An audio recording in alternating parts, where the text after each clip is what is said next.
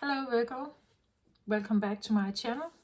I am Mariana. I will do the vibes inside for you today.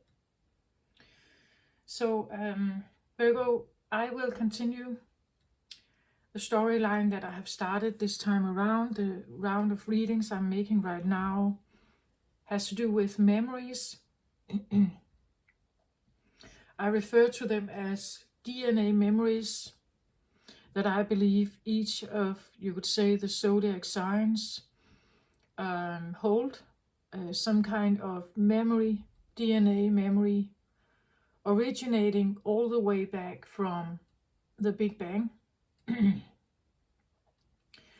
In that way, I refer also to what we call starseed origin, starseed memories from different civilizations or different planets and so on.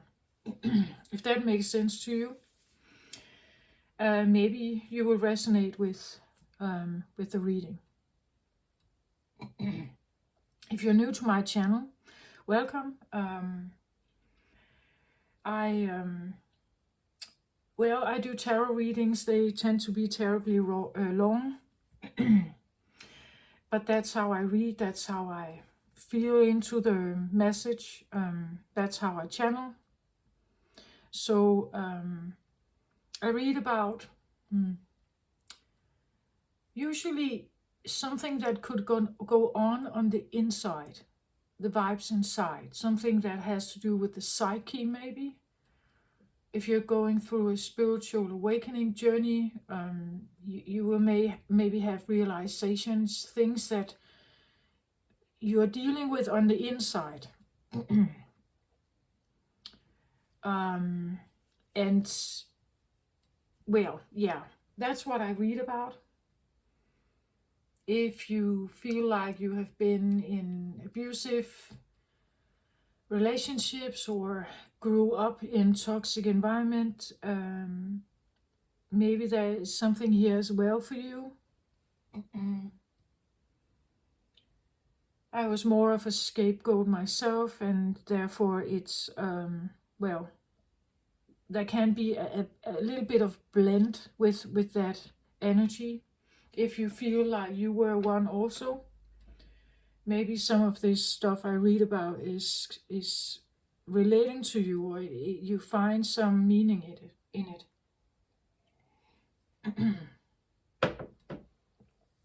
Okay. So I have the green cloth on the table today. Earthy,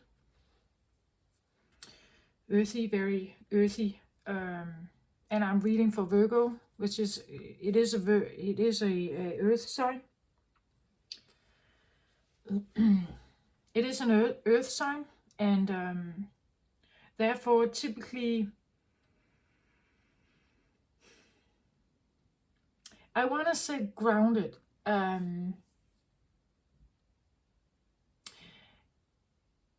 How I see Virgo is that I believe Virgos have high standards.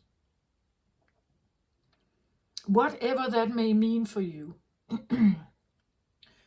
We cannot talk about Virgo and not have a distinction between good and bad.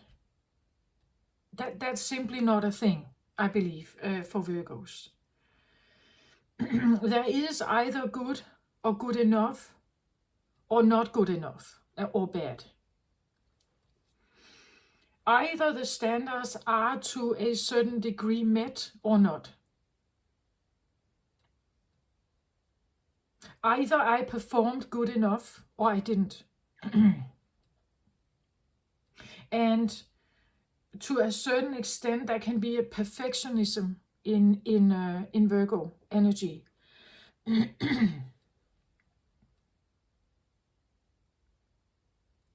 There can be a high sense of, or a rule set, an internal rule set that can be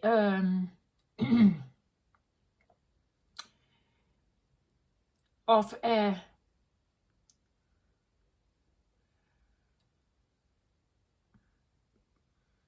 I have to use the word pure, of a pure intention.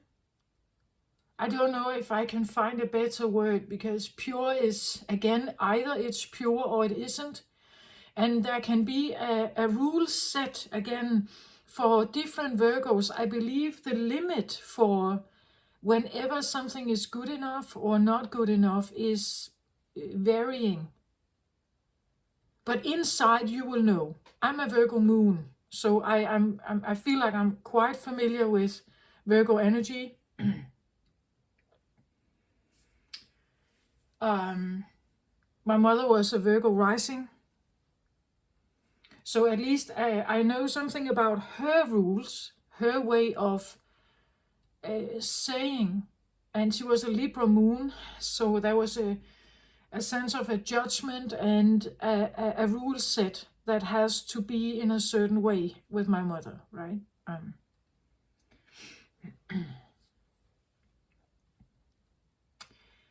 Either something was good or it wasn't. Good enough or not.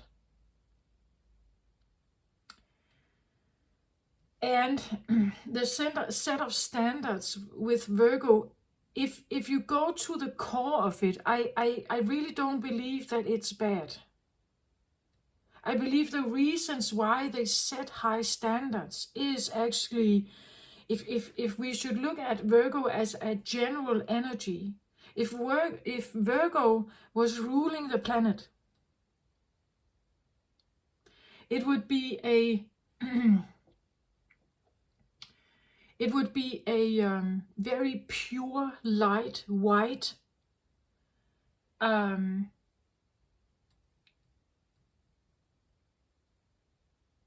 want to say good energy. It would be something like, there would be a sense of a purity to it.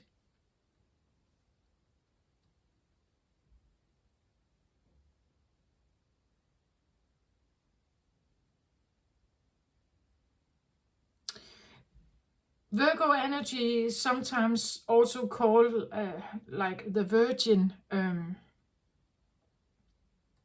or it has a certain element of the Virgin to it, and I believe that's correct. There is something about this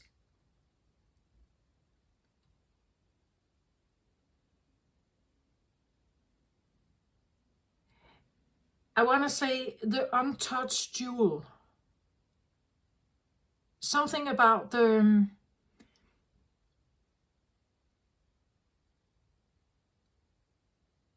there is a difference, right? When either a woman is a virgin or is she's not. In certain religions, you have to be married pure, right? You have to stay a virgin. Protect the virginship, the virginness.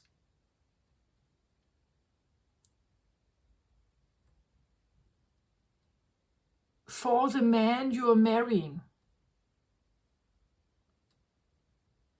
Like it's like he is now given, when you marry him, he's given this pure new canvas.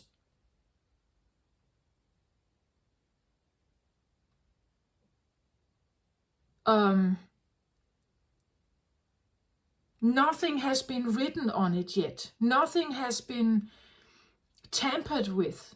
Nothing has been polluted or influenced. Nothing has been taken from it either. Nothing has been planted there already. It's pure land for the farmer to put in his seeds, you could say. That feeling of something, I'm giving something that is of a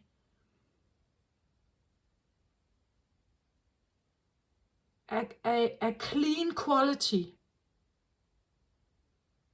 The Virgin is the clean canvas. It's a little bit like the child. The child, when the child comes into the world, it's new, it's a clean slate, right? It's totally new. Nothing has touched it yet. Nothing has polluted it yet. Nothing has done anything with it yet. And usually there is something about babies, right? Because we know that they need a lot of care. They have a certain glow and shine about them. But at the same time, we know we have to protect them. We know they need shelter and care. They can't do on their own. We can't just put them there. For them to survive, they need us to attend to them somehow.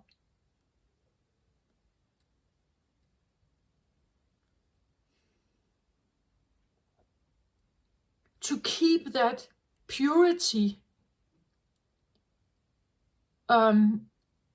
is a sacredness, right? To keep something that pure and clean of a slate is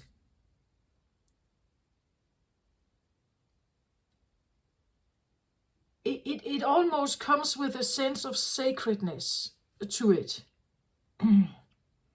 At the same time, I can't say or not say my meaning about that. I have to say also that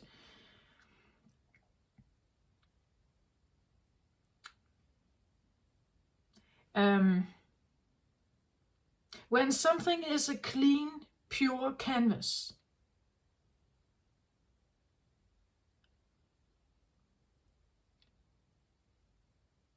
it is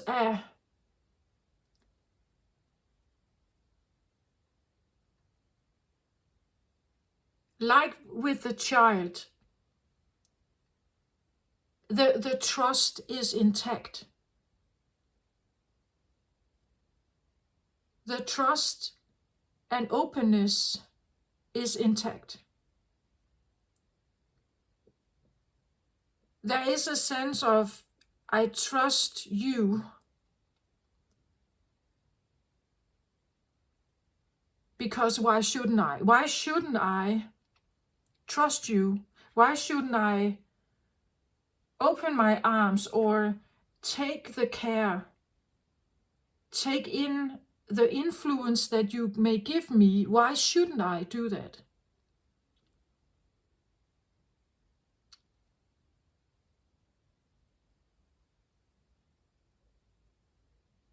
Like when you hold a baby, it's like this child,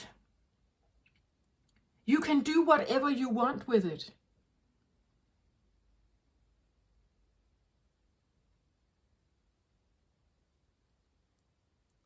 You can do whatever you want with it. If it's in your care, you can do whatever you want to it, with it.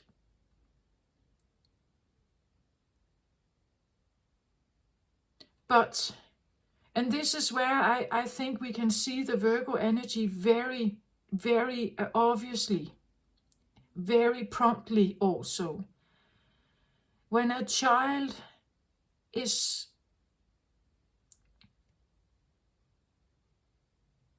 when you see the eyes of a child who for the first time is not cared for the first time, nothing is right for them. They are abused or neglected or not listened to or not. The first time you see something change in their eyes.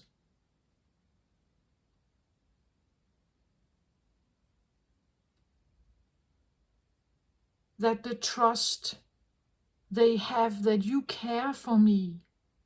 You care for me. You hold my life dear.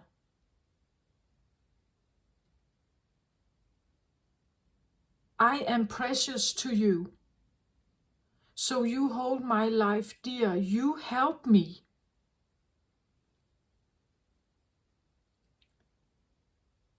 The first time this is disappointed, or the first time this is not given, and that happens to all of us at some point. The first time something changes for the child, it realizes, I may not be the top priority. I'm not given this. And the way they can look at you, how they look at you, you can see it in their eyes. If something changes or has changed, that the trust has been affected. The trust is not the same. So you can have physically you can have a virgin, 15, 16 years old, ready to get married perhaps, in certain traditions, as a virgin, married. But it doesn't mean that she has trust. The trust is supposed to be embedded in the virginness, but the trust has already been affected.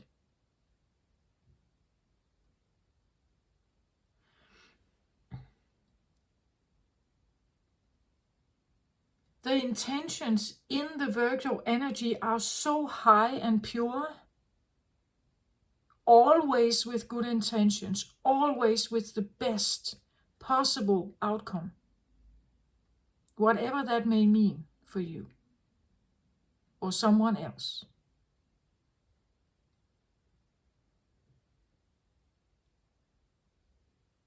And they stick to those rules, the rule set they have. And again,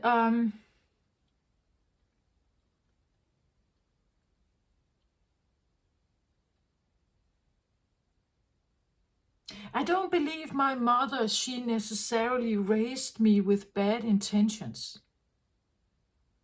She had very strict rule sets of what would be good and not good. And it has taken me some time to realize that I don't think she gave me that rule set as a child because she thought that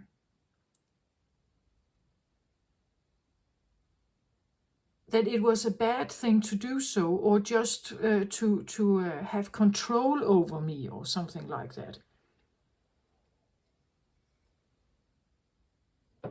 I believe in her mindset, they were good rules. If you stick to this, you know you have always acted well. You will be a good daughter, you will be a good friend, you will be a good worker, you will be a good wife, you will be a good... you will have done the right thing. You will have done the right thing. At least according to her. And that's sometimes I think the problem with Virgos is that it's according to their map of, or their rule set.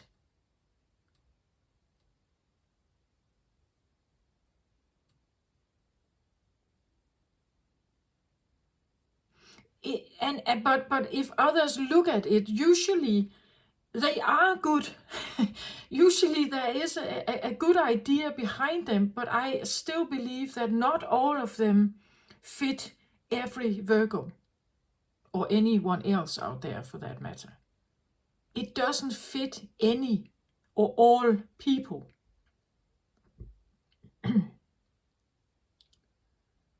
It doesn't mean they are bad life rules, virtuous life rules, perhaps. It doesn't mean they are bad. In my case, though, I feel like they have limited me. They have put a lid on how I could live my life. I can't say they necessarily are bad. They are just too much somehow. They're too much for me. And that's the problem if you project your ideas on others and they can't seem to meet that standard. They don't see it as necessary also. They don't see it as important. They have different values. The value set of a Virgo can be one thing, and the value set of, let's say, a fire sign, perhaps a Leo, can be different. Both of them can be good, but their way of getting things done is different. For a Virgo, you need to always have the good intentions. It has to be pure and good and light and virtuous somehow, or perfectionistic. Where maybe the Leo would say, if I have to do stuff like that, it will take me forever. I'm going to do this my way. I do it this way. And I may hurt people on the way. I may disappoint people on the way. But otherwise, I will never get things done. You know, it's like, again, the Virgo energy, to the extent how I know it also, is that the rule set is limited in the way that nobody should be able to point a finger at me and say I've done something wrong. So the outside world must not point a finger, but also yourself. You must be able to, after something has been done, to look at it and say to yourself, I am sure that there's nothing that can be pointed at. Nothing can be criticized by how I solved this problem or how I approached this situation. Nobody must be able to say anything, but I also must not. I also must not be able to say or figure out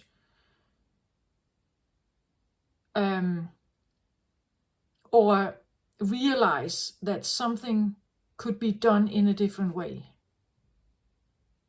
Therefore, Virgos are also considered very analytical. They are analyzing a situation from different points of view to figure out how to approach this in the best, purest, most practical way also. The earthy element here. But they're very analytical. It's part of their way of being. The approach to a certain situation must be handled in a, you could say, professional manner also. That's why the critique of something, if there is one, it has to be professional, right? It has to be handled in a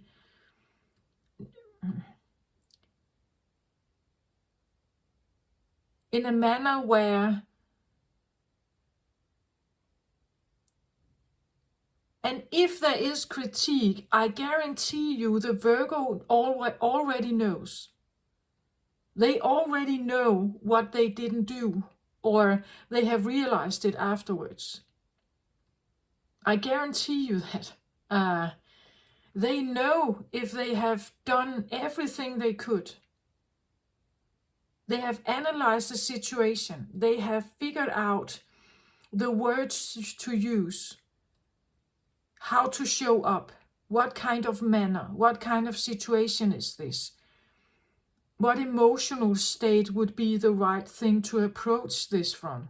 I guarantee you they know this.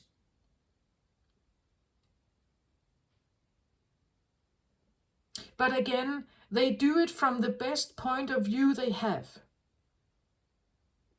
So it depends on how do they approach the world? What kind of angle, what kind of glasses are they seeing the world through? What kind of social construct have they made of the world? And because of that construct, they are now approaching the world in a way where they try to analyze what would be the best, highest, purest solution to this.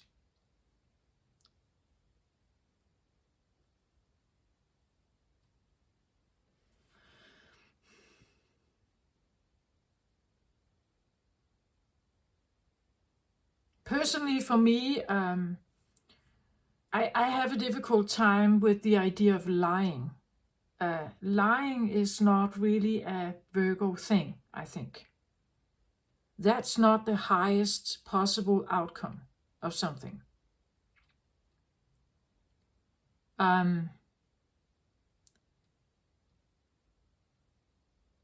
And if I found myself in a situation where I did lie about something, it's almost like this haunting feeling that this is not me somehow.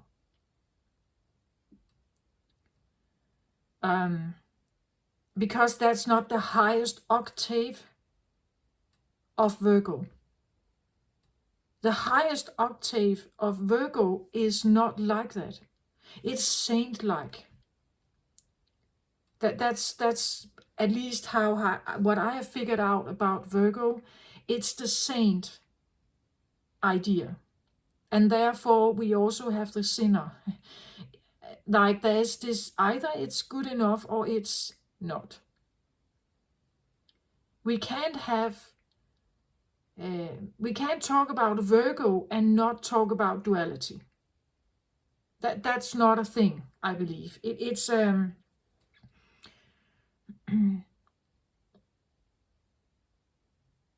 I know some people out there, they don't have strong Virgo. My brother, for instance, he doesn't really have strong Virgo, no personal planets Virgo. He doesn't have this. He doesn't have that kind of, you say, standards or rule set. It's totally different with him. And I have been studying him in that sense. I've been looking at him and really thinking, he doesn't really have that. We grew up in the same home. But he doesn't have that. He has Virgo somewhere in his chart, of course, but it's not close to him. The personal planets are very close to you somehow. It's out there somehow. It's not really close to him. And it's so interesting for me to kind of observe some of his actions where I can see it's literally not there. Otherwise, he would have stopped himself. He wouldn't have said that. That's not the highest octave. That is not pure. It's not there somehow. I have this. I'm struggling with it because sometimes I really think it's annoying. I'm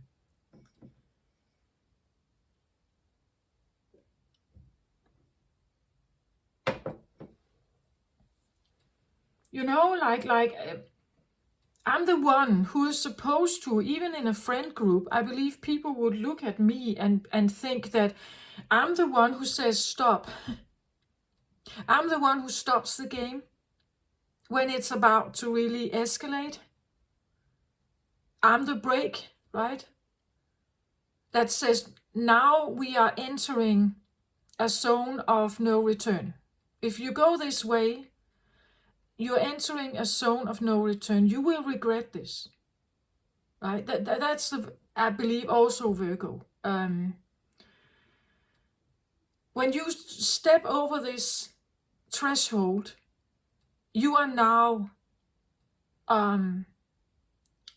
you can't, it's very difficult to come back. Whatever you're doing on this side can be very difficult to forgive. Maybe for yourself, like, can you forgive yourself here? That would be the Virgo also. If you do this, can you forgive yourself after this? It doesn't matter whether I can, but can you?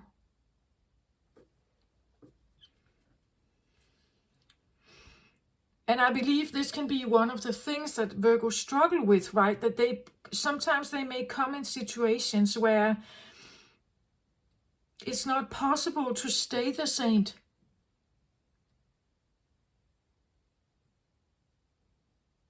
There could be situations in your life where maybe you didn't even do anything, but something happened nonetheless, and you feel guilty for it.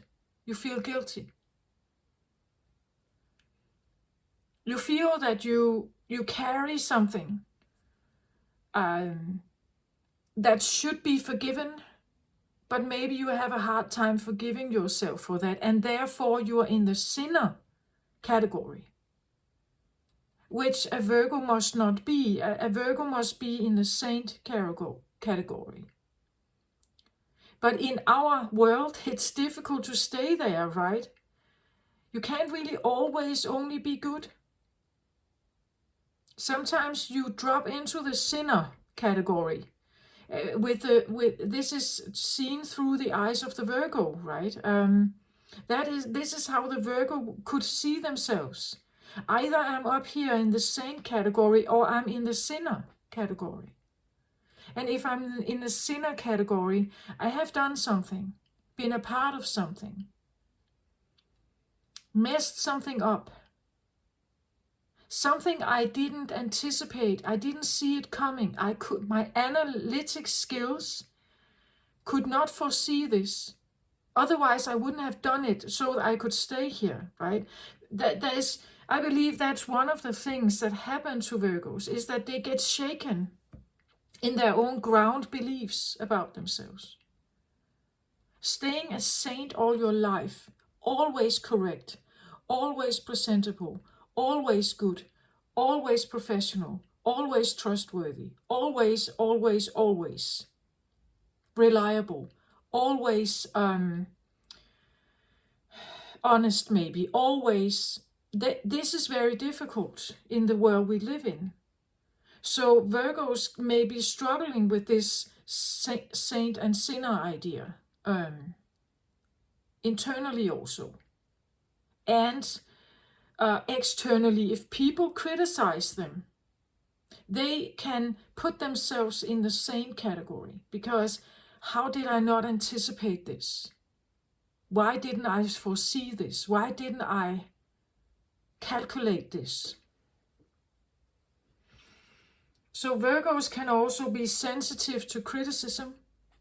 And just bear in mind, I talk about memories here.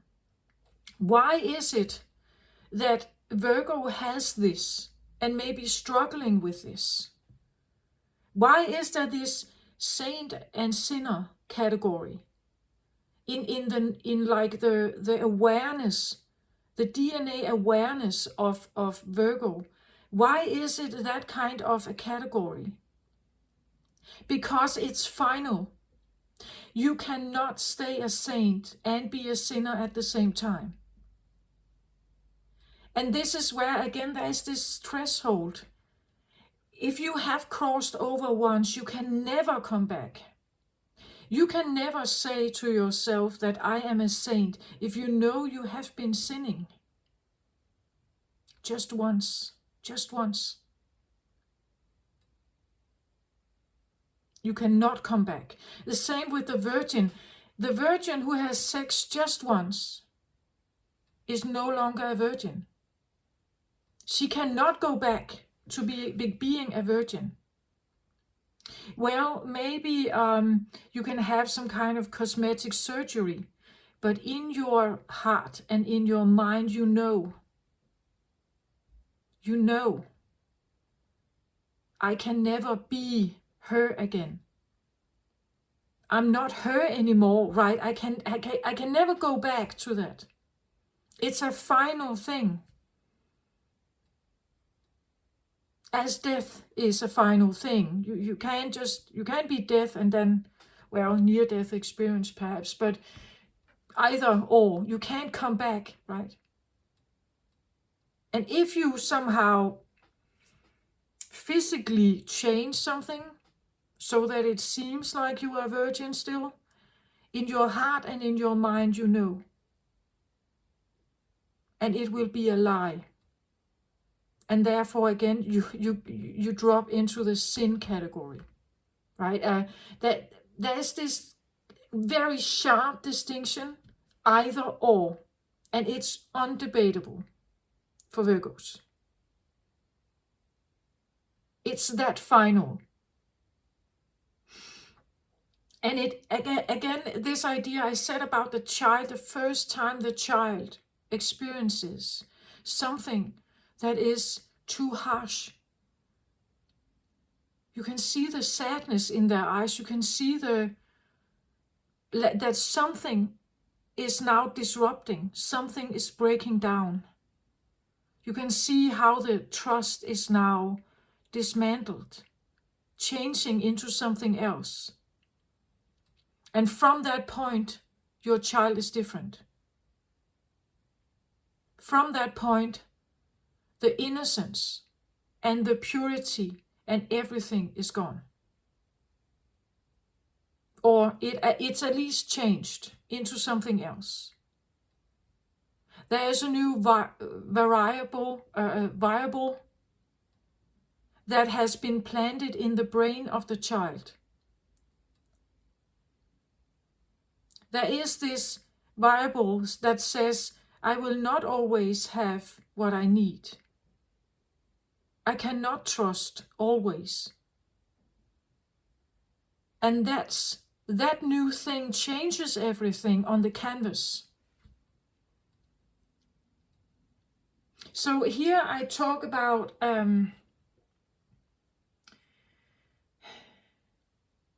I believe Virgos represent some of the most highest vibrational original DNA energies. However, when they touch Earth, it's very, very, very difficult to keep this intact. I believe Virgos, they come in with the highest octave. You could say something like maybe 11D or something, 11 dimensional. It's extremely high vibrational energy. And then it touches the 3D, 4D realm of Earth. And this is where something changes them. They may try to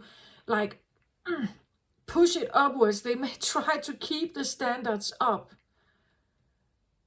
Because they remember, right? They remember something. They come from a place, from a oneness, not duality. They come from a place where everything has the highest, most beautiful, loving, caring expression, always.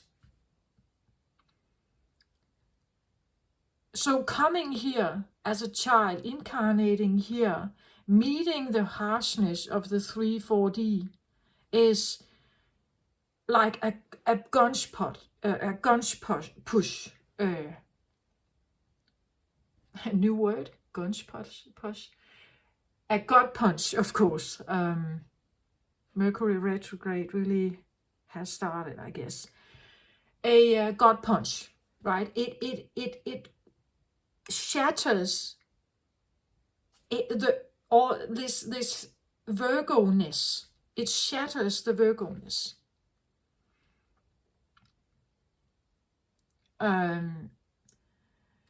So this is what I believe Virgo hold. They come from a extremely high vibrational place. That's the memory, the stardust memory that Earth is formed from. Originally, the Big Bang was this big explosion, and it created a lot of turmoil in the universe. If you look at what scientists say, they say that Earth is created from dust that was swirling from the Big Bang. The inner magnetics of each little dust particle got it to clone or magnetize together, becoming more and more solid, from a dust cloud, becoming more and more solid into a planet. But it's a mix of something. It's a mix of so many different stardust particles. And I believe Virgo, they hold a particle dust DNA that has a memory of like an existence that is so high vibrational. This is my personal belief about Virgos, right? They come in with this. That this is me. They say this is me, and then they meet a Leo, or they meet a Taurus, or they meet an Aquarius, or they meet someone else, and it's like, huh? What? How can you do this? How can you be like that? How can you act like that? How can you? That is not the highest octave, right? How can you do this? This is not pure. This is not saint-like. This is not. This is evil, perhaps. But the Virgo set of eyes, you could say, the Virgo set of eyes, they come from that very high vibrational place. And they look at the world, right? They look at the world. They look at the world and they kind of just, what is this place, right? I remember my roots. I want to be I want to be where I come from. But this is very difficult here, right? And therefore some find themselves drop into the saint category, from the saint category into the sinner category. And they are suffering and struggling here. This is devastating for a Virgo. Like it is for a Leo to become the little man, the ordinary little man that nobody really cares about or finds special in any way. You can look that video up perhaps if you are dealing with a Leo, but it's the same thing. It's like if a Virgo drops from the saint category into the sinner category, you can never come back. It's like a fallen angel, right? It's like a fallen angel. A fallen angel can never, ever not be fallen and become saint-like again. That's not a thing. You have done something wrong just once, and therefore you can be judged forever. That's pretty much it. If you have a different version of Virgo, please just your experience of being a Virgo perhaps, please comment in the section if you feel like I'm off with this. This is what I feel like Virgos internally are really struggling with. externally, they always present well. They always present perfect. They do the right thing, you know. They're always polite. They're always correct. They are always following the rules. They applied rules, whatever that is, in the situation.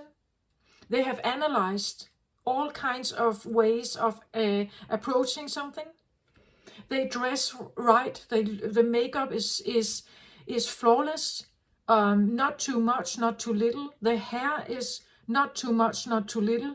There could be a sense of conservativeness, maybe, about how they dress. They're very professional, very good at adapting to all kinds of situations. They have analyzed it already. They are meticulous. They are detail-oriented. They look at every little detail. They have taken everything into account to come in with the right approach. The right amount of information, not too much, right? The right amount. The polite answer, right? All this stuff, that's Virgo.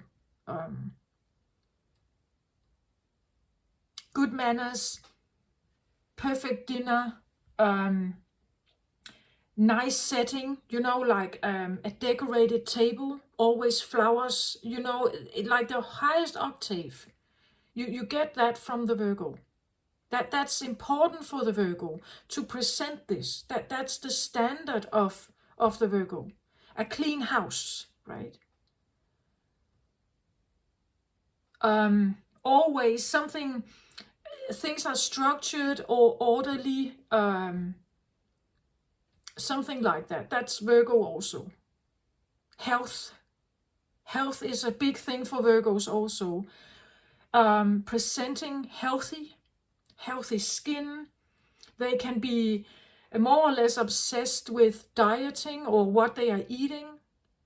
They can be herbalists, like they know everything about, or could be very interested in detoxing and keeping themselves clean, as pure, as clean as possible.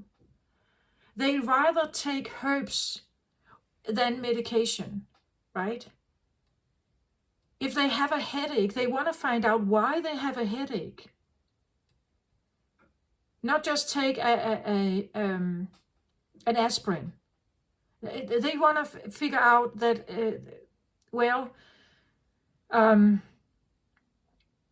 they want to figure out why it came in the first place, so that they can make sure it will not come again. Again, the clean, the pure, this there must be nothing that can kind of pollute me. I must not be polluted somehow. It has to be very cleansed, clean, white, you know, so polished, white, shining. Again, nobody must be able to put a finger on me somehow. So they hold extremely high standards to others, but also very much to themselves. And in this world, it's difficult, because you constantly will find something that is not of that standard. And therefore, Virgos can also become known for being critical. Like they become the finger. This is not good enough, this is not good enough, this is not to a high standard. This is not pure enough, this is not, you know. And sometimes they may criticize others. They may criticize them for all kinds of stuff. Not necessarily, as I said with my mother, I'm not sure she did it to really harm me. She was just really wishing that I would see the world like her, right? That I would understand the brightness of her rule set. I would understand the highest octave, the purity of it, right? I hope you get my point of this.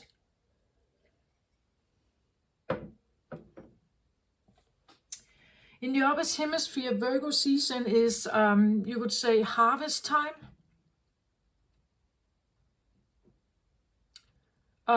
It's the time where the sun has had its brightest moment during Leo season.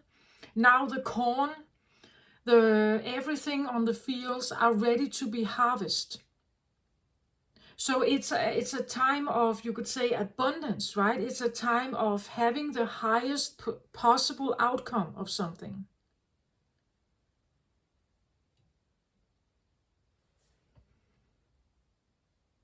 Yeah.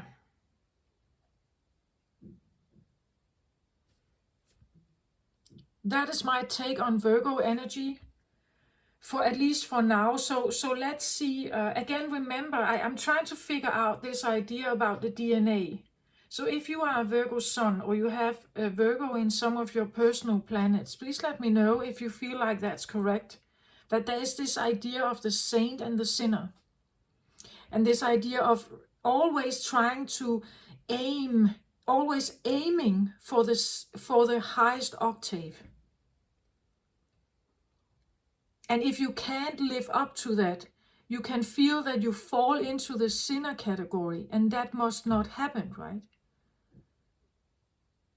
It's terrible for a Virgo to end up here, because they know it's final. I can never go back. I must always stick to the most perfect plan. Always. Therefore, I can also not let my guard down. If I let my guard down, I can be overruled. I can be flushed with something. I must always keep my rule set must always apply, right?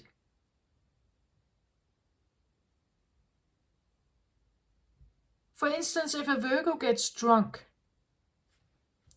they may have a different behavior. And that behavior is not in line with the Virgo rule set, perhaps.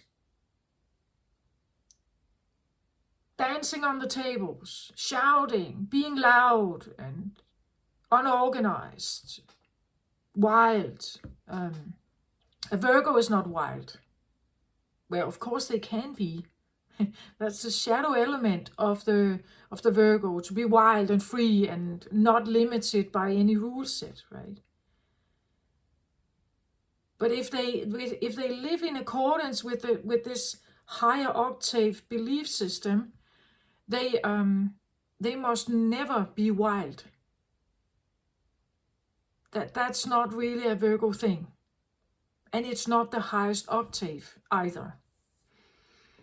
Okay, let's get some cards on the table for the DNA memories. Let's see if the cards have a little more to say about this, because this is just, well, a combination of my own experience, what I know about Virgo, what I know about Virgo from astrology also.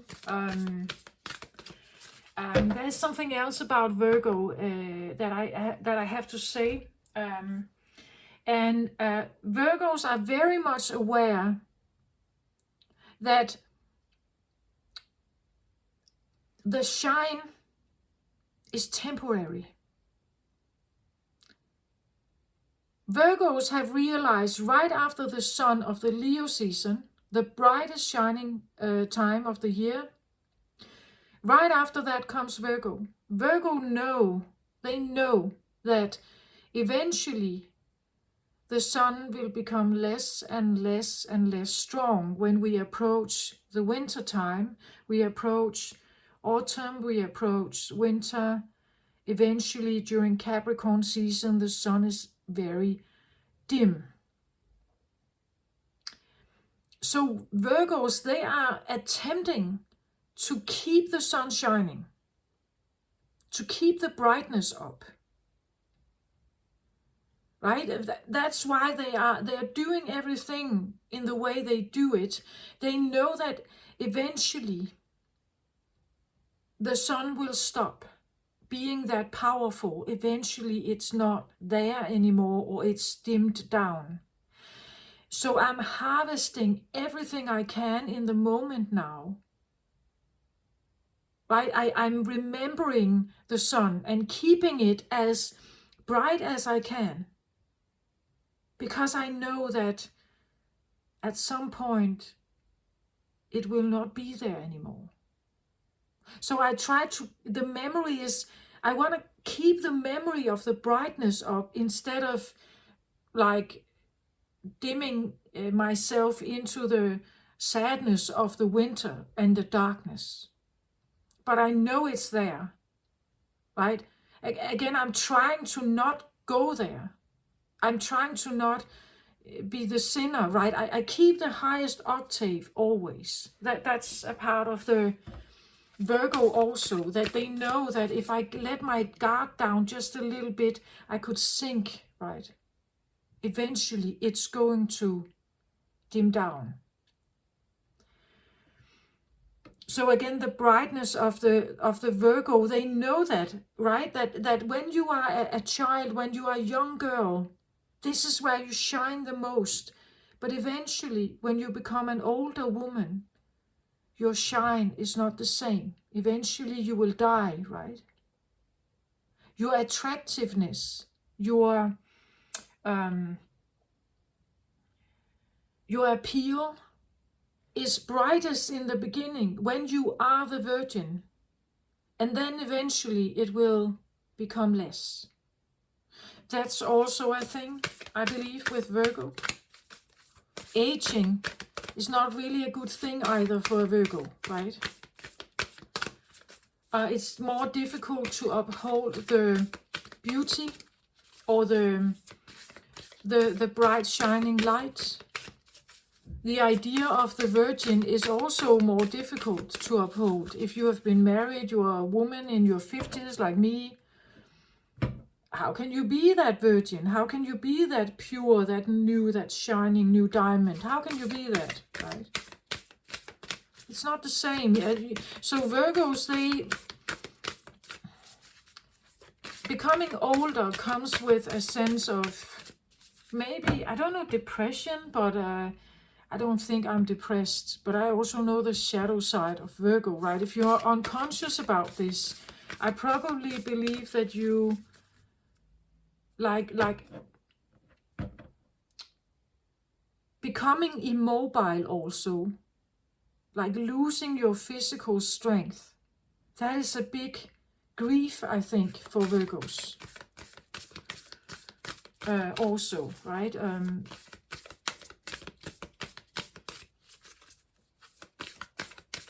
Youth and health and good looking is important for a Virgo. And if you start declining in those areas, it's probably affecting you emotionally, of course, maybe physically, but also emotionally a lot. Overall energy, enter the chamber of healing, but it's reversed here. So it says enter the chamber of healing, healing in the divine chamber of the Lady Isis.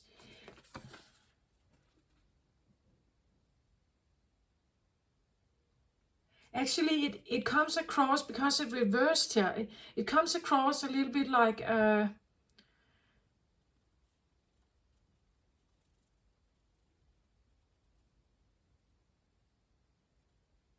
because when I look at this, it says here that it's the divine chamber of Lady Isis, and you can have healing here. But does it look like an inviting place? Like it's dark in there. Somehow I get the feeling that, again, you have to trust, right? That you go in there and this will be a healing place for you. But when you look at it, I must say, is this a place where I want to go? Just like that, do I trust that if I go in here, this will be a place of healing? So if someone tells me this is the chamber of healing, Lady Isis's chamber of healing, I have to trust that to go in there. Can I be sure of this? Somehow I get the feeling it's almost like if I don't trust this, I'm not going there. It could even come across as everything that feels dark. I keep away from that. If this is not, again, as I said, the darkness is not really a thing for Virgos. They want to stay in the light. They want to stay in the abundance. They want to stay in the warmth, right? They are not looking forward to the cold winter time. They are not happy there. This could even be something like death, like entering in here. It could be the feeling of death approaching or something. I don't really see it it's like darkness could consume me, right? When I walk in here, do I even know how to get out again? So entering this space really needs trust.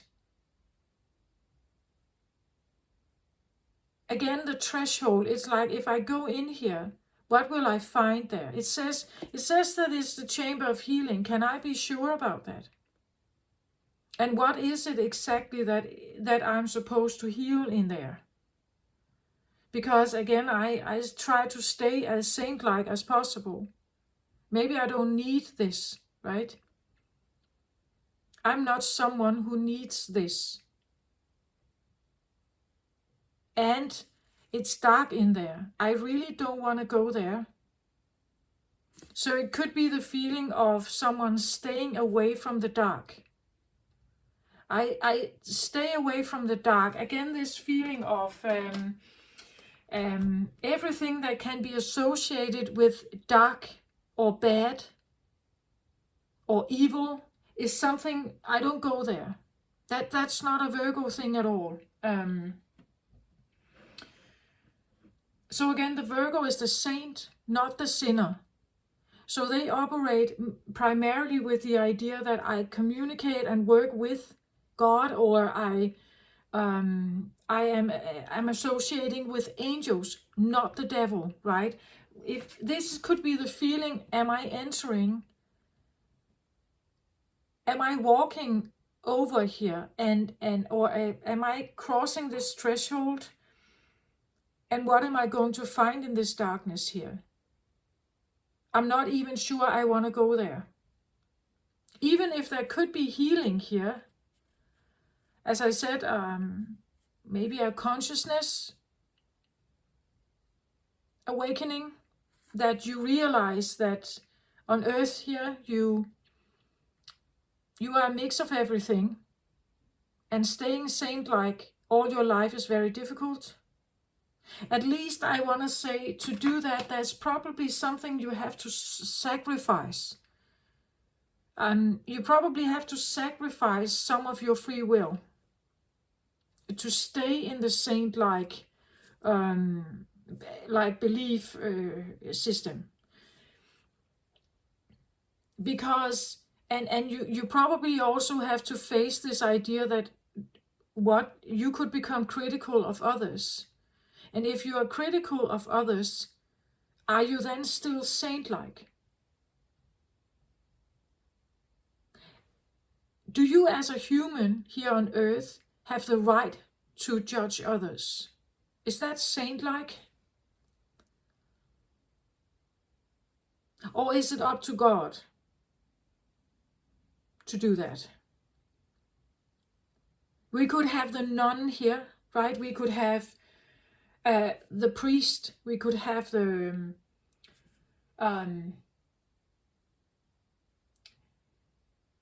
do you get my point? It is like you have to stay up here. There is a sense of devotion also. You have to devote yourself to some kind of teaching. But I believe for Virgos, it could be embedded, like it's in your DNA somehow to stay here, to be here, to devote yourself to this. You could, as I said, you could be the nun. You could definitely be a believer in whatever religion. You could definitely be maybe a priest. You could be or assisting priest or something like that. And if not exactly like that, you have like very high standards in your home. Maybe you have prayers. Maybe prayer is a part of your life. You you know, like praying for God's protection, keeping yourself out of temptation, out of the hands of the devil, things like that. The words of the Bible could be a thing. You could have a morning prayer, an evening prayer. You could have a dinner prayer, a Thanksgiving, all kinds of ways where you could show your devotion to something of a higher octave somehow. Of goodness, of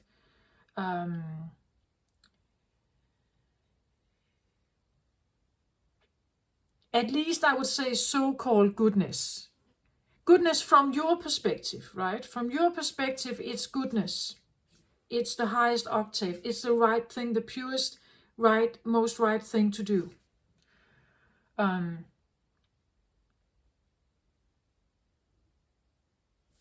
The problem is when you collide with others who have a different agenda and they want something else. But there's definitely something about shying away, I feel like, from darkness or from dark rooms, from darkness in itself. Not liking this idea that eventually I will become gray. Eventually the bright shining light of the Virgin is becoming more and more dim. When she get married, she doesn't have that status anymore. She's no longer the Virgin. Now she is married with a man.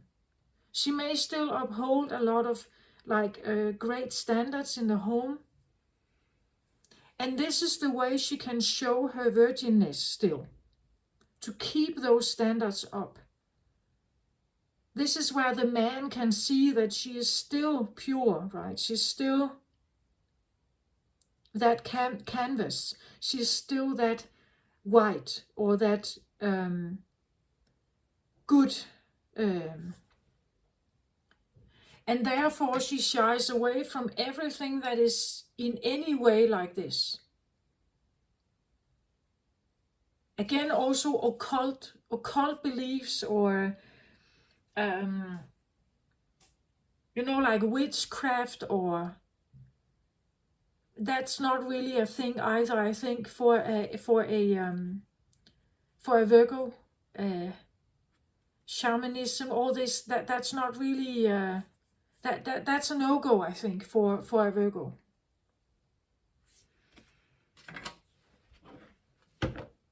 At the bottom of the deck, I get abundance of Sothis, stellar blessing of the celestial goddess of abundance. And here you see it, right? The harvest time, the sun shining, the bright shining golden time. Again, they hold a higher standard. It's gold, right? It's crystal, it's gold, it's not charcoal, right? It's the highest octave. This is what drives them. Underlying energy is a driver. You are driven through life with this. This is the driver. Keeping everything abundant, keeping it as prosperous, as abundant, as glorious as possible, for as long as possible, dreading when it's over. So keeping yourself out of dark chambers here, or darkness, or dark forces, or all kinds of stuff that has to do with darkness is like a no-go for a Virgo, right? We stick to this. This is my driver. I am present like this, always. That's the driver of the Virgo. That, to me, that makes very much sense, actually. Okay. So what else can we say about Virgo memories, Virgo DNA memories? Why is it so important? And again, there's this dreading death also, right? Dreading when everything is over.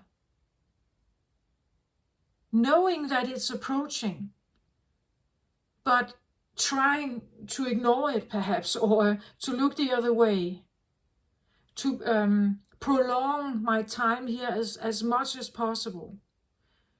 And doing that through a healthy body, through dieting, through detoxing, through cleaning, and they're always very clean, right? Washed, they smell good, they look good, everything is always, I want to say, almost perfect about the Virgos.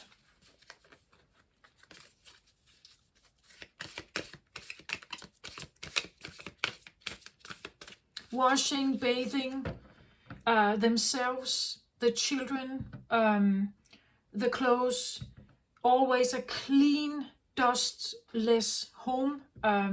Again, no finger must be pointed at them. Nobody must be able to, like push a finger and find dust, right? That's not the highest octave. So as a Virgo, you can give yourself a lot of work here. Cleaning, making sure everything is orderly constantly. You can give yourself a lot of work. And it's always in the attempt of keeping the abundance and the brightness up and shying away from something that could potentially be a shadow or a sinner category or a not good enough category, the dust category, or the category of evil or bad or something. But you can give yourself a lot of work. You could become the one who constantly cleans, right? They're constantly cleaning. And others in the home, they're just looking at them and just, what on earth are you doing? You vacuum cleaned yesterday. Why are you doing it again? Right? Like, they don't get it. Right? They don't get it. They don't get the priority. Why the Virgos can become obsessed by cleanliness, cleaning, like things has to look good, smell good, orderly, structured. That's a thing. The Chariot I get here. Chariot as a flyer here. Interesting.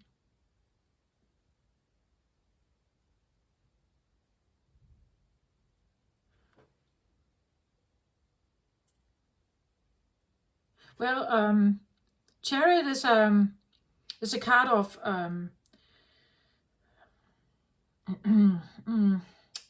I want to say putting yourself in the driver's seat, and you're the one now steering the horses forward.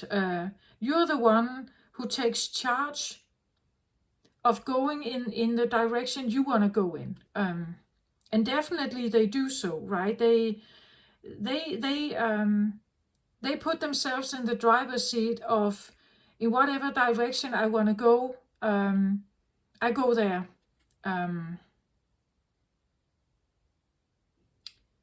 And keeping that up.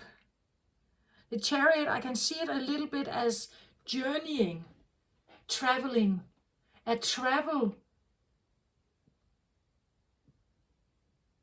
a travel, right? A traveler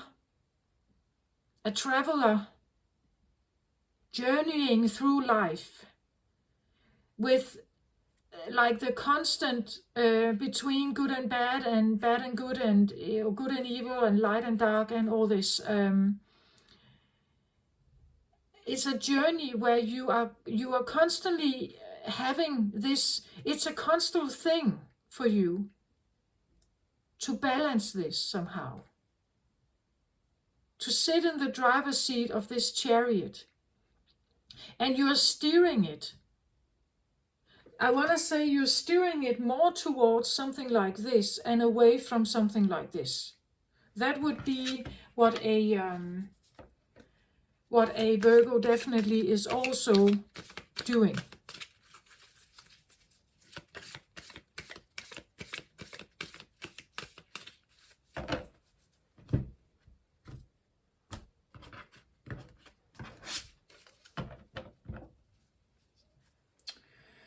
Okay, so how do I want to put the cards here for Virgo?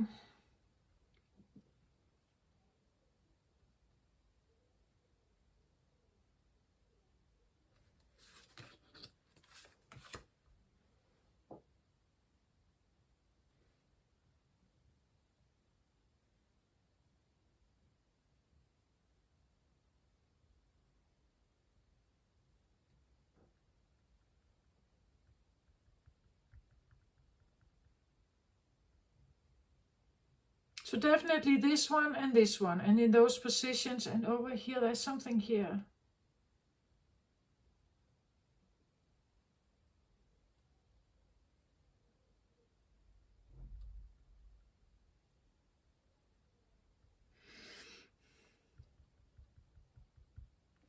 Do I need another deck for this? There's something here.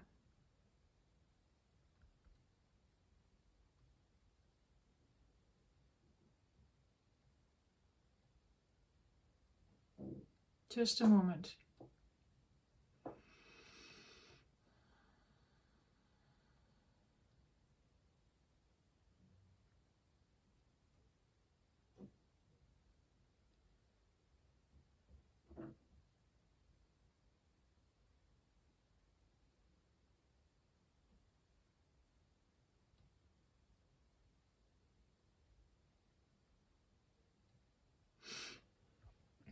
It's like it's not available. Either I don't have the right cards or something. It's like it's not available.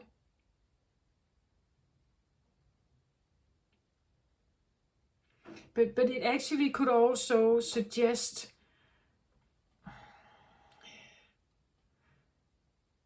this idea that the perfectness that Virgo may be looking for, it's not available. Like it's not available here. It's a constant balancing of something, figuring out how to do that.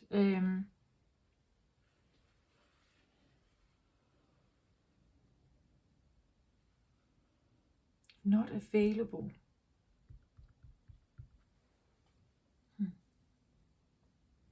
Okay, I take the cards. Maybe it will make sense when I kind of... It's also interesting that one was definitely pointing this way and one was pointing another way. And then I used to read it from my position. So I look at the cards like this, meaning this is a crossing card and this is an upright card. Or at least until I turn it.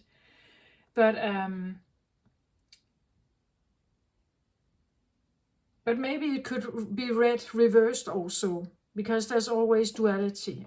So let's have a look at this. I see this as a crossing card. We have the Chariot again here. Interesting how it shows up now twice here. As a crossing card, I see it now. Well, a crossing card usually has a negative tendency to it. There is maybe a problem with this, like going through life, finding the right way through life is difficult, especially if you are led by your emotions. This is a card of Cancer, so an emotional, intuitive approach to life could be difficult when you're navigating these two, you would say, saint and sinner, or light and dark elements.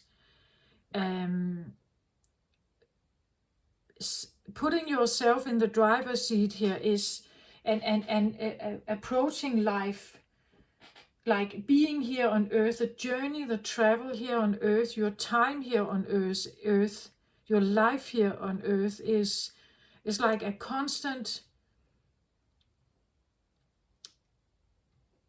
choice, I want to say. Again, the Chariot is a major arcana. Here you're not playing around here. Like the Chariot is a major arcana. You've come to a point in your life or in your journey where you're not playing around. Like the Chariot talks about really aiming for what it is that you want.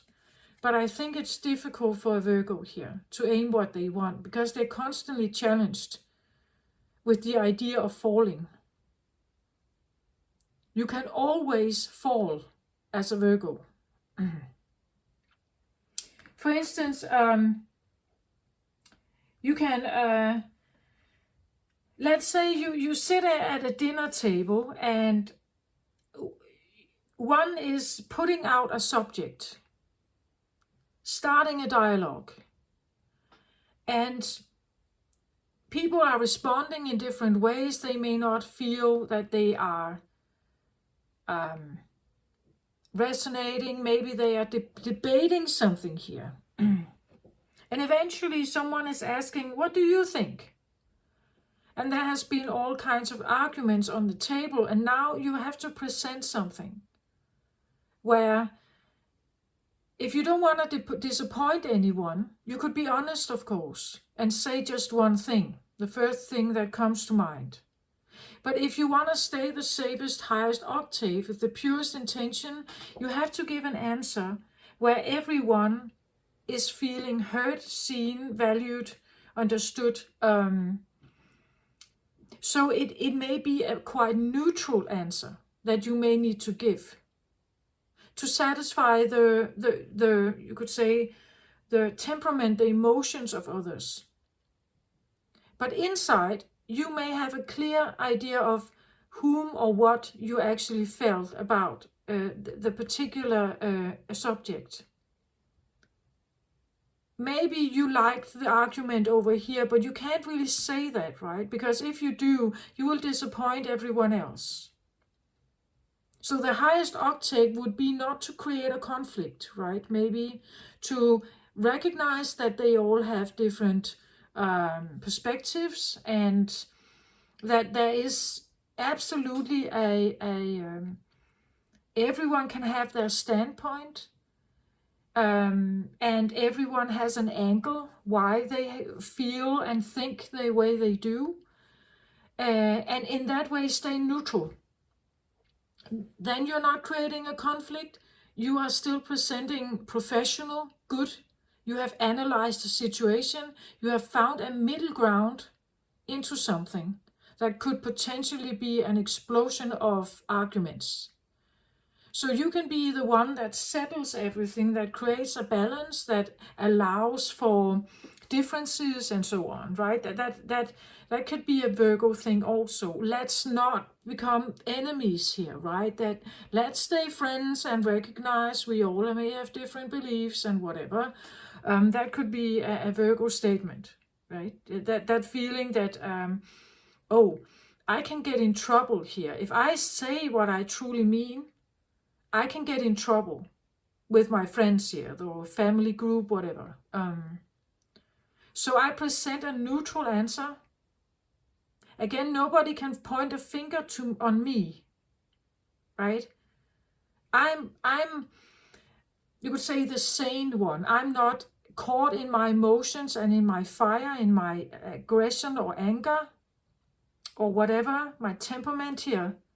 I speak from a professional, a logical, grounded point of view. I allow for differences. I may say that I'm not taking a standpoint in this, right? And that could be a situation, but you could easily be drawn into a situation where people, they want something from you. They want your honest answer. So how do you do that without pointing fingers at someone or judging something to be better or worse than something else? Then you become a judge. Then you become a judge of others, and that is not the highest octave. At least not if you are a very conscious Virgo. If you're unconscious, you are just operating on your basic programming, right? But nonetheless, a crossing card with the Chariot here would, for me, suggest that putting yourself in the driver's seat, maybe even speaking about what you like, can be very difficult, because there is this element of I can fall, easily fall here. It's difficult to write the planet as a saint always, if the sinner is my passenger, or if the sinner element is all around me. So I have to be very careful, very meticulous, very detail focused. I have to analyze every step of the way, otherwise I can fall, right? Putting myself in the driver's seat and do and go for what I want is actually a challenge for a Virgo. Unless they confront this inside themselves, unless they confront the saint and the sinner idea inside them, the duality. Unless you confront it, is it really so that there is only one right way of being? That I don't think so, right? I believe it's up to each and every person to figure that out, not me. I cannot judge someone else for how they behave, what they believe, what they think, what their political belief is, and so on. I can't really judge that. If I judge that, then I think of myself as God, that I have the right to judge them. I don't think I have the right to do that, as do others, not me, right? They don't have the right to judge me necessarily. They may do it, but I don't think they have the right to.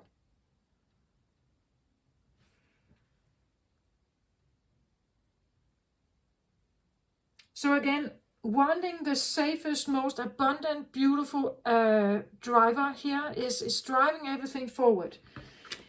And that makes life a bit difficult for a Virgo, because it's difficult to keep that up. Eventually, there will be, you could say, low harvest. Maybe you will lose your job. Maybe you lose your beauty. Maybe you lose your health. Maybe something happens to your house or your children or your family or something. At some point, it cannot stay like this all the time here. And this is what you have to figure out. You have a journey where you putting yourself in the driver's seat and navigating this is an obstacle, a constant facing of the bad, or the potential fall, right? The potential fall of the of the Virgo. You have to be meticulous. You have to stay to, like, be devoted to your journey. Be devoted to your religion, to be devoted to that inner voice that is maybe like guiding you in a direction that is even maybe criticizing you also, if you are just about to, fall off the wagon here. There could be a very dominant inner critical voice also in Virgos here. Next card out here, I get the Hierophant. Yeah.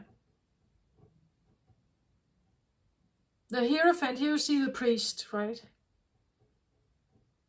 This is as I said, this is the highest possible octave. This is where you are the nun, where you are constantly doing God's work. You are always praying. You're always a saint. You're always, look at this shining bright light here behind him.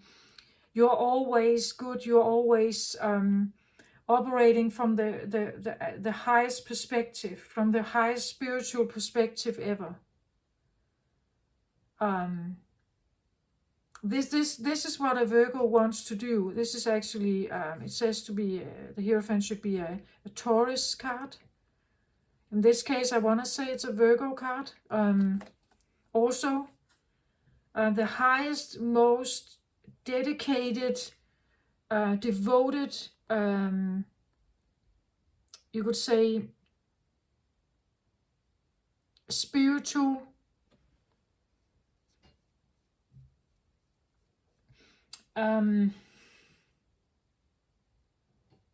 God teaching, light teaching, star teaching, being devoted to that somehow. The highest octave, the highest, brightest, clearest, no spots, no pollution, nothing. This is the highest, purest, clearest octave, right? That's definitely a Virgo thing.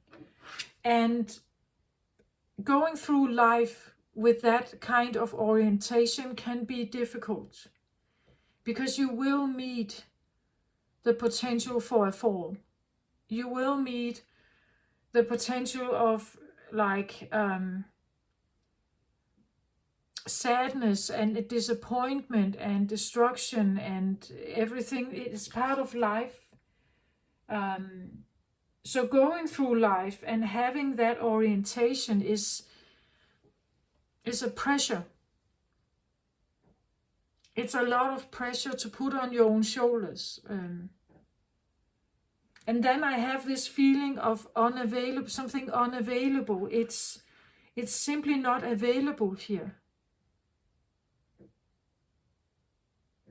So the feeling that I am on this journey, I would like to jump over somewhere where I could be safe, or where I am in constant connection with this, but it's not available somehow. It's not available here. It's not available.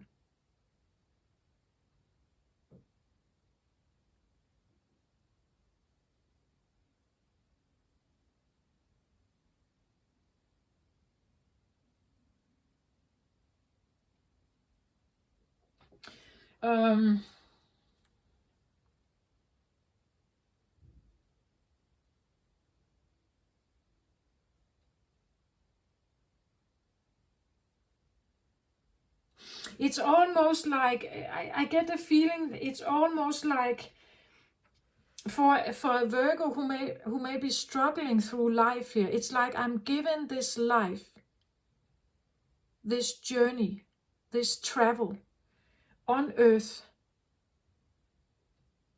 and I have to be very particular, very detail focused, sticking to my devotion.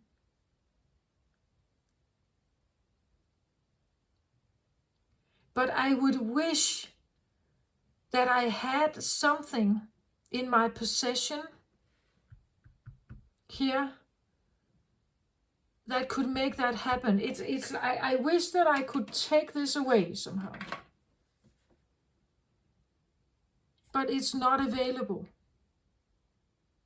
Somehow I get the feeling that for Virgo it could be very nice if we could delete the sinner like the entire sinner category. That would be nice if we could take all of that away and we could stay only in the saint environment. But it's not available here. In the 3D, 4D dimension, it's not available. It would be something like I'm traveling here, but I would like to have the wings so that I could fly off to this place that I long for, the place where everything is of the highest octave. Sometimes I wish I could just delete this, right? I could delete this so that it's not there anymore. Everything that is here is this. That would make my journey much more life fulfilling. It would be easier for me to be here. And I would not think about something here that it would not even be a thing. I wouldn't worry about it. But because it's not like that, because it is here, I may be longing for something here, but it's not available in this dimension. I can't even put out, I feel like it's a tool, or as I said, wings, something that where I can take off. I don't need to travel here. I don't need to go by I don't need to use my wagon here. I can fly off. I can take myself out of this dimension. It feels a little bit like, but it's not available. A portal maybe, or a tool that could just erase. I'm erasing. I'm using my eraser and just take this away. So only this exists. If only this exists, then life would be so easy. It would be so nice. It would be, everyone here would have the same values, right? Everyone here would have the same values. Everyone here would think the same, value the same, have the same approach to something. Because we all want the same here. But because that's not the case, I'm confronted with this. And that makes life more difficult here for me. Because everything is not golden here, right? Something is just concrete or harsh and cold and not really my thing.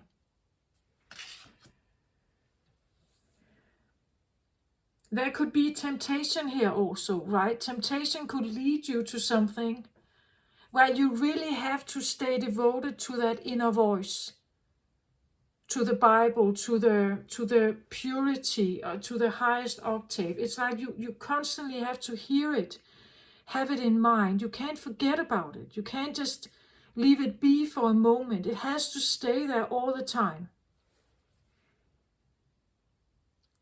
And that is difficult, because you are, like I am, a star being. We are made out of dust, stardust, and yes, some of it is Virgo,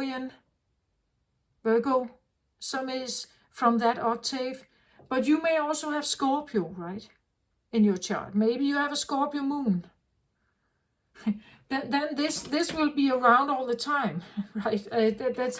It's like, how can I balance that when I'm constantly confronted with something else that's not like that, right? Or not necessarily always constantly like that. It's like I would like something to be available here for me, but it's not available. I can't erase this. I can't get it out of my sight. It's constantly there. You know, it could be something like, this could represent naughty children. It could represent a harsh boss. This could represent all the laundry you have to do, right? This could represent the dust that hasn't been taken away yet. This could represent a loss of money. This could represent other people's bad behavior or disappointments from others and so on. It's constantly there, right? And Virgos, they try to keep the most like brightest, most highest octave to any situation. But it's quite difficult. Sometimes it would be nice just to erase everything. But this tool that you're looking for, I feel like, or portal, or wings, or solution,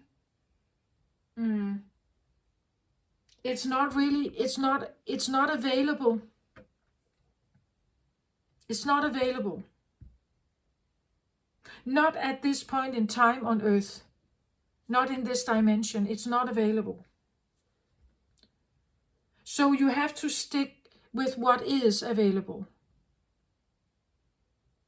You have to stick with what is available. Maybe a priest, maybe a religious belief, maybe something that keeps a high octave somehow.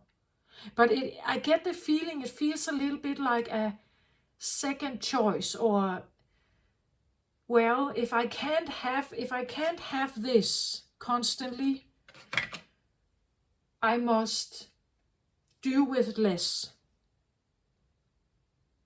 I must make the best out of less, because this is not available, whatever it is for you. Do you get my point? It's like, no matter what I try to do in this dimension, it can never really be good enough. It's like I can't stay there. Constantly I'm drawn into something where I feel the pressure, right? I feel this pressure. Maybe I would like to take some of the pressure off, right? If I could just relieve a little bit of that pressure, it would be easier to be here somehow.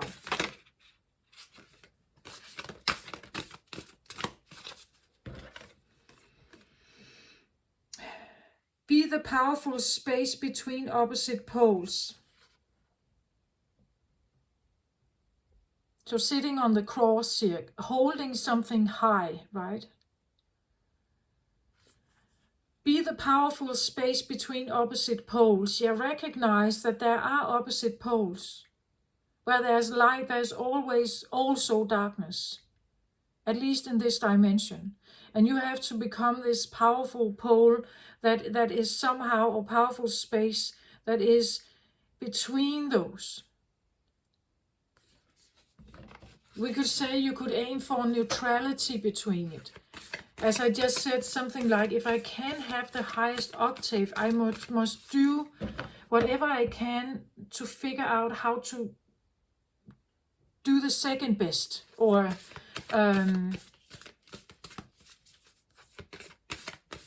you know, like I, if I can be that priest myself, constantly, if I can be the saint, I must be saint-like, right? I must be saint-like. I must do good deeds, give to the poor, you know. I must find ways where I can justify for myself and others that I am a good person, that I do good deeds, that I am virtuous, that I present good, that I look good, I'm clean, I'm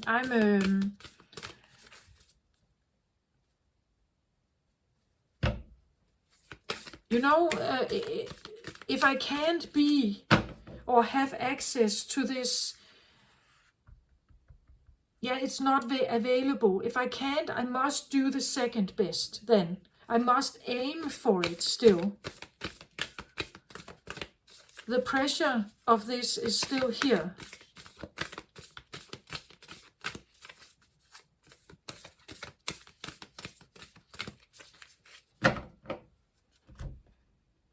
So now I take a card from the eyes of the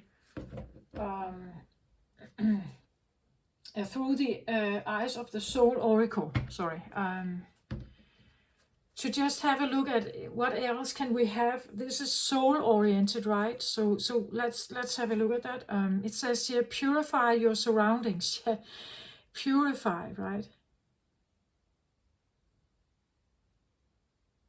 Make sure, that's again a Virgo thing, right? I purify and stay to the most beautiful. That's the driver, right? I want to stay to something that is of the highest octave, clean, pure, abundant, beautiful, strong, healthy, vibrant. That's what I want. And I stay away from something like this. There could be healing here maybe, but I am not sure about that. For me, it's a dark space. So I want to stay away from that. I purify my surroundings. I purify maybe friendships, that I allow only something in that has a tone of a harp, or it has the angelic tone to it. Something like that. I am wanting to associate and be with something that has this angelic tone to it. Something like that. That could be definitely be. I don't know if it's an advice here. If you feel like there have been a lot of obstacles, maybe you need to look at your surroundings. You may need to look at your home, your friends, what live in it. Maybe it could be the environment in the area you live in. Maybe you need more the cleaner air, more oxygen, less pollution, stuff like that. But if you're a Virgo, you know this. Like this is not even a thing. For Virgo, they know this. So if you're cross-watching, it could be that maybe you learn something from this, right? That this is why they come up with all kinds of good advice or something. Right? At the bottom of the deck for this, I get embrace enlightenment. Definitely. That's definitely a Virgo thing. Embracing the light. Embracing the idea of the virtuous virgin, right? You don't have to be a virgin to be enlightened. But Virgo would definitely embrace it, right? They would definitely embrace it. That's part of their inherited DNA memory, I believe. This is the driver, again, underlying energy. The driver is this, the enlightened soul. The enlightened soul aims for the highest octave, right? And therefore, they will purify whatever they can around them, in their home, with their children. Anything that can be purified, they will try to. That's definitely a Virgo thing here. Highest octave of, again, maybe this idea that I'm trying to recreate something from my DNA memory, right? So having a cleaning obsession may have to do with the fact that your memory stems from an environment where there is no pollution, there is no dust, there is no chemicals. You come from a place like that. And you're trying to recreate it, right? You're trying to do whatever you can to recreate it here on Earth, but it's not quite the same. But you're still trying to. Now I'm here on this journey. I have to do with what is here, what is available here.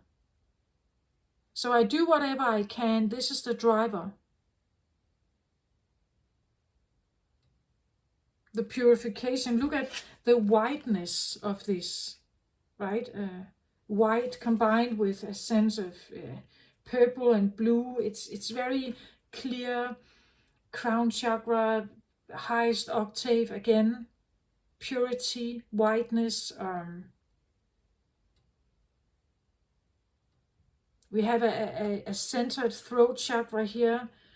To me, that talks something about a clear voice, speaking with authenticity. Again, high octave, purity, to the like something that is of the highest best of all. Um,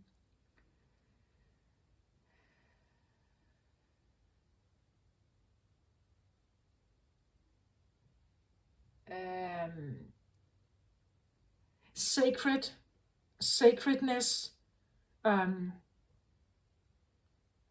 not saying something that you could regret, right? Be conscious about your voice, what you say, what you think, what you mean, what you feel.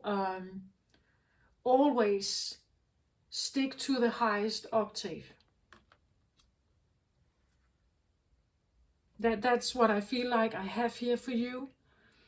For Virgo, and the memory that Virgo is holding. And again, if you understand this about Virgos, you may understand why they do the things they do, and why they shy away from something, can't accept it, won't have it, won't be part of it. Why that is not a thing, because they fear this. This is what can take them away from this, right? But if we understand this about the Virgos, we may realize also what it is they are trying to attempt here. Here we have the peacemakers also, right? We have those that cherish abundance, brightness, purity, newness, freshness, clearness, clear, fresh, new air, right?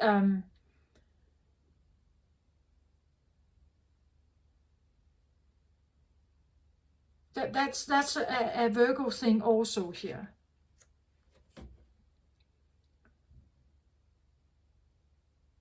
I would say we could have on Earth. I would say this could be druids, like the druid, like ancient times, before Christianity got its impact. I would say these could be druids, right?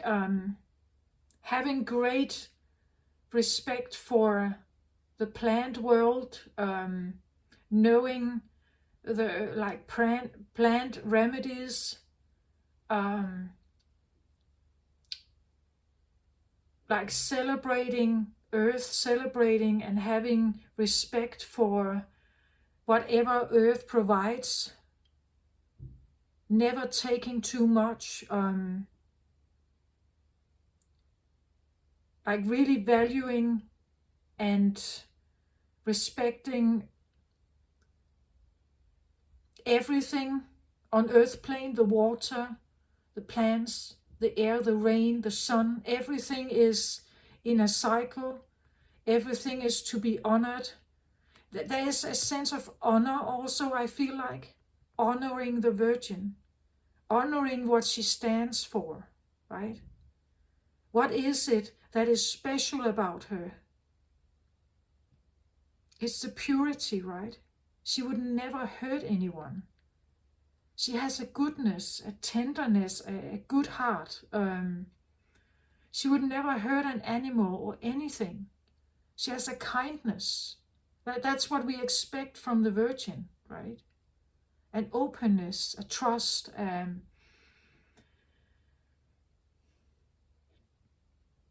I even want to say healer also, healer energy here. Virgo is also associated with being the Magician card, as is Gemini. So she has some abilities, Virgos. They have healing abilities. Great doctors or great herbalists, great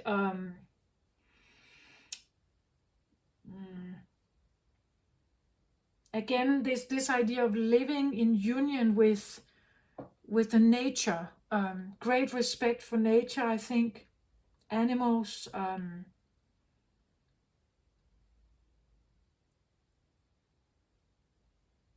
that's what I think, right?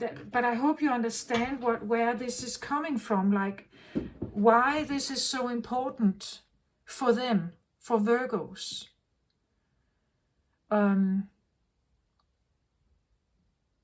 Why the highest octave is so important, but also what kind of pressure it gives. And sometimes this pressure actually tips over the Virgo into a more toxic behavior of criticism, criticizing themselves also, judging themselves, judging others, pushing through their opinion.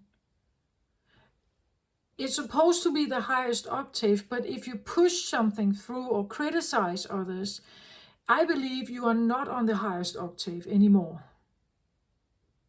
That's my personal belief, but this is the balancing act of the Virgo, right? That's what I feel like.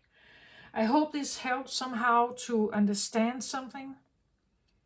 Maybe also to understand something inside yourself.